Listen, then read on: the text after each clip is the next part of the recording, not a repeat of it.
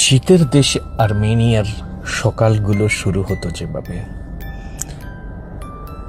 অনেক সময় অন্যান্য রুমমেটদের আগেই আমি উঠে যেতাম।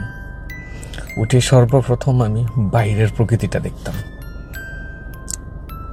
তুমুল ঠান্ডার মধ্যে একটুখানি বারান্দায় দাঁড়ানো, মনে হতো শীতে একদম বাঁকা করে ফেলতেছে। সর্বোচ্চ 5 মিনিট দাঁড়ানো যেত, কারণ ভোরবেলা খুব বেশি বাইরে দাঁড়ানো যায় না। ভারী কাপড় ছাড়া বাইরে দাঁড়ানো প্রায় অসম্ভব।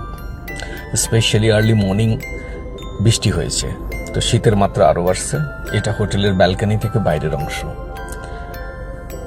আমার রুমমেট যারা ছিল হোটেলে, তারা যে যার মতো বিন্দাস ঘুমাচ্ছে।